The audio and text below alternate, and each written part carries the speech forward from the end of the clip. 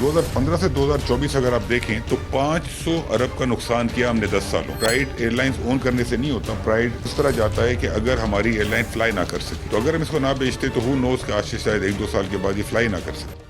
Pakistan international air lines PIA جسے دہائیوں تک قومی شناخت، وقار اور فضائی سفر کی علامت سمجھا جاتا رہا ہے، اب باضابطہ طور پر نجی شعبے کے حوالے کر دی گئی ہے. حکومت پاکستان نے نجکاری کے عمل کے تحت PIA کی 75% کنٹرولنگ شیئرز فروخت کر دیے ہیں اور یہ شیئرز عارف حبیب گروپ کی قیادت میں بننے والے ایک طاقتور کنسورشیم نے حاصل کر لیے ہیں. یہ ڈیل نہ صرف پاکستان کی تاریخ کی بڑی ترین نجکاری ڈیلز میں شامل ہے بلکہ ملکی معیشت اور ریاستی اداروں کے مستقبل کے لیے ایک اہم موڑ بھی سمجھی جا رہی ہے. PIA کا پس منظر اگر دیکھا جائے تو یہ قومی ادارہ گزشتہ کئی دہائیوں سے شدید مالی خسارے کا شکار ہے. حکومت کی جانب سے بارہا مالی امداد دی گئی، بیل آؤٹ پیکیجز دیے گئے، اصلاحاتی منصوبے بنائے گئے، مگر اس کے باوجود PIA اپنے پیروں پر کھڑی نہ ہو سکی. ہر سال بڑھتا ہوا خسارہ اور قومی خزانے میں بڑھتا ہوا بوجھ حکومت کے لیے ایک بڑا چیلنج بنتا گیا. بالآخر یہ فیصلہ کیا گیا کہ PIA کو نجی شعبے کے حوالے کر کے اس کی کارکردگی بہتر بنائی جائے اور ریاست کو مالی ذمہ داری سے نجات دلائی جائے.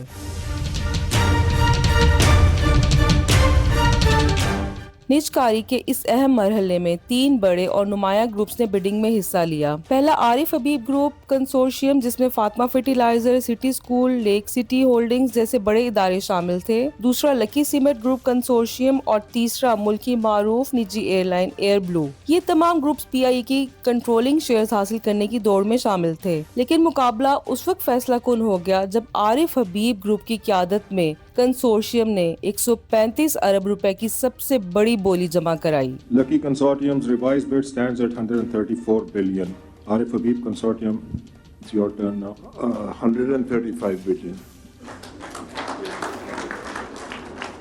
یہ رقم نہ صرف دیگر تمام بولیوں سے زیادہ تھی بلکہ حکومت کی مقرر کردہ کم از کم قیمت 100 ارب روپے سے بھی کہیں اوپر تھی. بڈنگ کا پورا عمل شفافیت اور مسابقت کو مد نظر رکھتے ہوئے براہ راست میڈیا کی موجودگی میں مکمل کیا گیا. ابتدا میں مہربند بولیاں جمع کی گئیں اور پھر اوپن نیلامی کے مرحلے میں بولی کی رقم بڑھائی گئی. ہر مرحلہ سب کے سامنے ہوا اور بالآخر عارف حبیب گروپ نے آخری اور سب سے بڑی پیشکش کر دی. PIA کی 75% شیئر حاصل کر لیے. حکومت کا موقف اس معاملے پر بالکل واضح ہے. وزیر خزانہ اور نجکاری کے مشیروں کے مطابق یہ ایک شفاف، منصفانہ اور مسابقاتی عمل رہا جو پاکستان میں نجکاری کے نظام پر اعتماد کو مضبوط کرتا ہے. حکومت کا کہنا ہے کہ یہ اقدام IMF کے ساتھ کیے گئے معاہدوں اور مالیاتی اصلاحات کے ایجنڈے کا بھی حصہ ہے. مقصد یہ ہے کہ نقصان اٹھانے والے ریاستی اداروں کا بوجھ قومی خزانے سے کم کیا جائے اور معیشت کو مستحکم کیا جائے.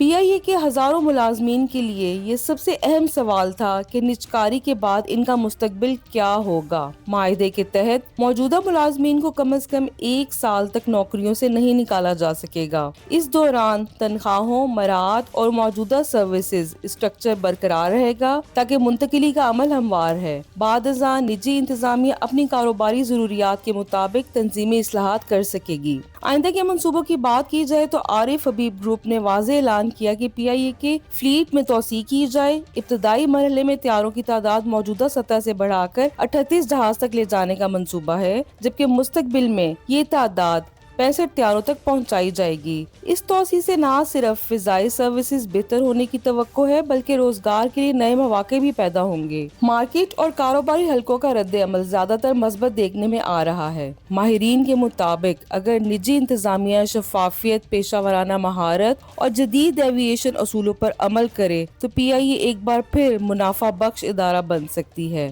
البتہ کچھ حلقے ابھی بھی نجکاری کے طویل المدتی اثرات اور قومی مفادات کے حوالے سے سوالات اٹھا رہے ہیں. خلاصہ یہ ہے کہ PIA کا 75% حصہ 135 ارب روپے میں فروخت ہو چکا ہے. حکومت اسے اقتصادی اصلاحات کا ایک بڑا اہم اقدام قرار دے رہی ہے. ملازمین کا تحفظ کم از کم 1 سال تک یقینی بنایا گیا ہے اور مستقبل میں فضائی خدمات، فلیٹ اور روزگار میں بہتری کی امید کی جا رہی ہے. PIA کی نجکاری نہ صرف پاکستان کے اقتصادی اصلاحات کا اہم مرحلہ ہے بلکہ ملکی فضائی تاریخ میں ایک نئی شروعات کا علامتی آغاز بھی ہے.